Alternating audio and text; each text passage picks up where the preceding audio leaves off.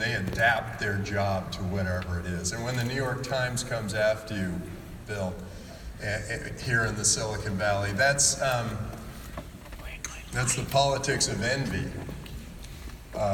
You are doing something extraordinary, and they all know it, but they can't get themselves to honor it. It is, okay, so this is, I mean, you come to the Silicon Valley, if you go around the world, you know, you hear people say words like impossible, or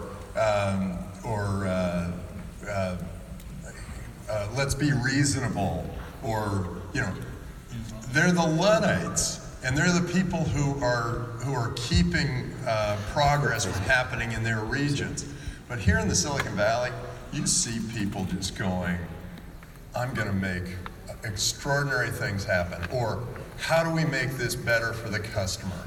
How do we change things for the better? How do we keep improving things? And that attitude will just permeate the world, and we're all going to be much better off for it. So I'm a venture capitalist. Been doing it a long time. And whenever I see a new technology, I think, okay, that's interesting. What industries does it affect? And when the internet came along, it went through and it transformed the music industry and the communications industry and media and entertainment and games, and then the next generation changed taxis and hotels and a variety of other things. But we were really, and those are big industries, and they all got transformed by this internet thing. Now, there were a bunch of industries that didn't get affected much by that internet thing. And those were all industries that were government regulated, highly government regulated. And for some reason, those industries moved much, much slower. They were not affected by the internet. But now we've got something new. There is a new technology that affects the industry, the big industries. And that is, it starts with Bitcoin, and then it moves to the blockchain. And you think about it, I got excited about Bitcoin because this Korean guy came to me and he said, well, I've got this, you know, we're in Korea, about 40% of us play this game. Oh, by the way, there are 40% of Koreans now that have blockchain, Bitcoin wallets. How many of you have Bitcoin wallets? Awesome. Okay, so it's like 80% of this room, but it's only about 3% of the U.S. But in Korea, there were 40% of these people that played this one game. And he said, yeah, and I hire a guy to be my avatar during the day when I'm at work so that I can kind of grow in this world. And it got me thinking about, like, whoa, people are going to live in this virtual world, like this world that's different. And then he said, and this got me really going. He said, and I'm gonna buy my son a $40 sword for his birthday. And I thought, well, that's a disconnect. And he said, no, it's a virtual sword. It's just a little picture of a sword on the screen, and it has certain powers in the game. And I went, whoa. All of a sudden I realized that there are two worlds now. There's sort of the terrestrial world and the virtual world, and we're living in these two different places. And that got me very excited, and I thought, wow. And I was watching very carefully as Farmville had its gold, I guess, and other games had their virtual currencies. And I thought, when are these guys going to connect and realize that this should all be all over the world, so that these currencies go all over the world? And then Bitcoin arrived, and I got all excited about it. I ended up being a very early buyer at $4 a Bitcoin. Shit. But I bought into Bitcoin, but I also bought into a mining operation. And the mining operation, he said, well, here's what we're going to do. We're designing a chip, and it's going to be faster mining, and it's great. So he designs the chip with the money. It's faster mining, and the company that he paid for this used the chip for about 6 months before they shipped to him. They said, oh, I'm sorry, it's going to be late. But they used it, and they did all this Bitcoin mining running him. And but then he stored the Bitcoin we did mine in the biggest exchange for Bitcoin in the world, and that was Mt. Gox.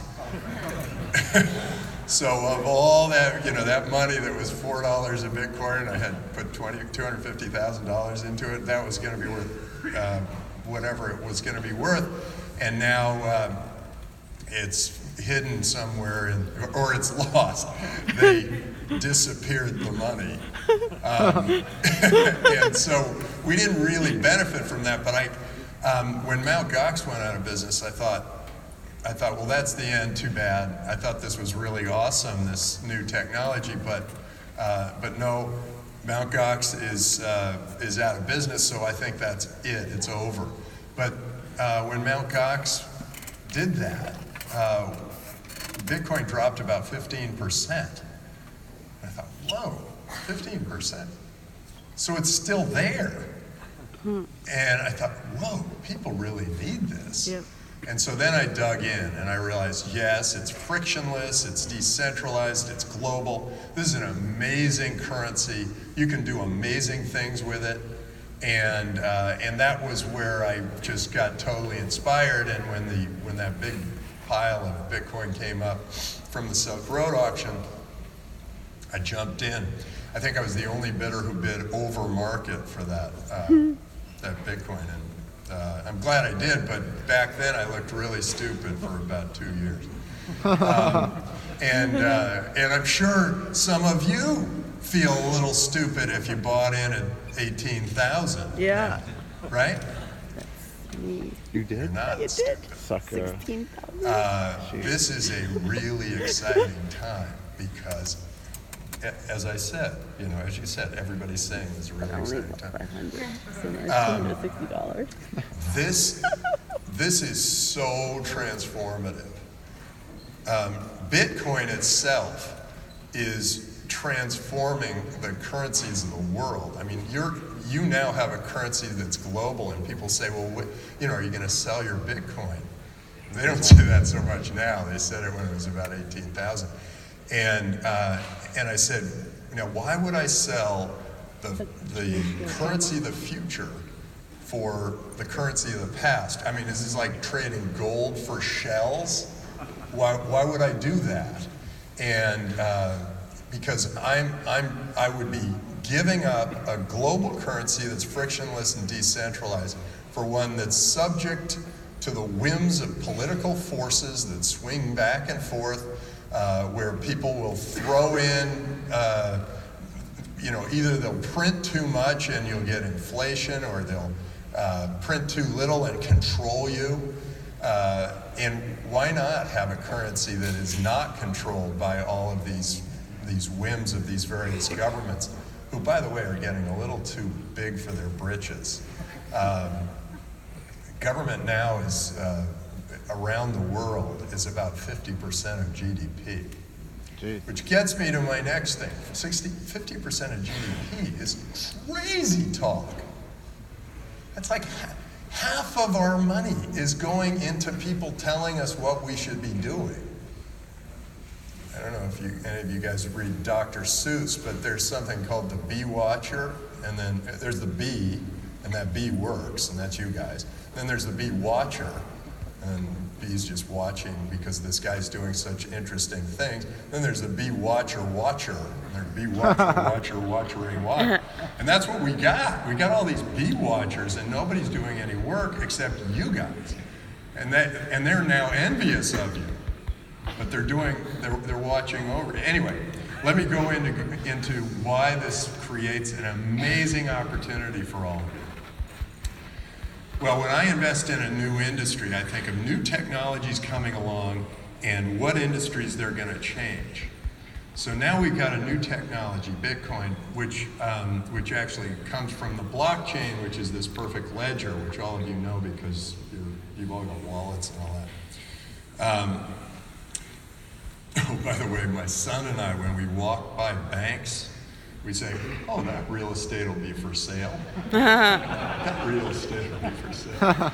Beautiful buildings. I really love this Who's dude. paying for those beautiful buildings? It's sort of like when you walk into Las Vegas and you say, and you look at, and you go, wow, look at these spectacular buildings. Who's paying for these spectacular buildings? We are. Same thing with the big bank buildings. Every time you look at a big bank building, think, I need more Bitcoin. Okay, so I'm looking for these industries where they're providing bad service. So I always start with venture capital. We provide bad service at high cost. And then I move on to investment banking, all of those industries that are now pretty obviously providing bad service at a high cost. And I look for technologies that will transform those industries. Well, now, think of what could happen with a blockchain. In healthcare, you can put all your data up on a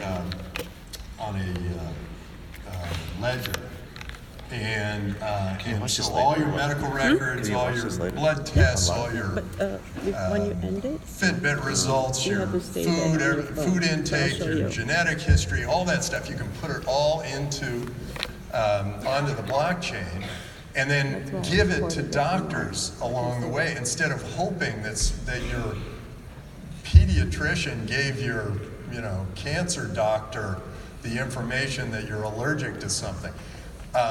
You're going to have it all right there, but there's much more important things that are going to happen there, because all that stuff that's put up on that ledger is now going to be able to be read as big data and analyzed with deep learning, where doctors are going to be more like consultants looking over you and saying, okay, you have a sore throat, okay, take 2 aspirin, call me in the morning. And then they look at me and they say, well, you have a sore throat, get him on the stretcher, he's going down.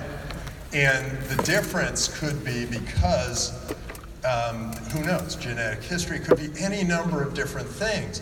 But the drug companies will fight this like crazy, because they just think, hey, we got a drug approved, let's push it on everybody. Let's push it by saying, not good if you're pregnant, suicidal thoughts, they go through that. But now, we are going to take better, total control over our healthcare. And that's going to create amazing opportunities for all of us to get more individualistic healthcare, and doctors will become more consultants. They won't have to spend 12 years memorizing stuff, because it's all going to be up there. And it's going to be specialized toward you, just you, not everyone. And so you're going to get better healthcare. Okay, so healthcare is going to change. Insurance is going to change. Many other very large industries. Real estate. I mean, why do we pay this weird insurance, title insurance, to say that we actually own this property? We pay title insurance. Makes no sense. Why not have that all on the blockchain? We all know who owns what. And there are places in the world where they don't even have title. So suddenly the blockchain's really available for all of that. But what's the industry that provides the worst service for the highest cost? Government. You guys are getting good. Yeah. Government. Usually people say cable, my cable guy. Government is totally providing the worst service for the highest cost. Every time you run over a pothole, or you think that your kid's not learning anything in school, or whatever, or you're in a long line at the DMV, or whatever it is, usually when you're frustrated, it's usually you're getting bad service, at a high cost from the government. And the high cost is getting higher and higher and higher.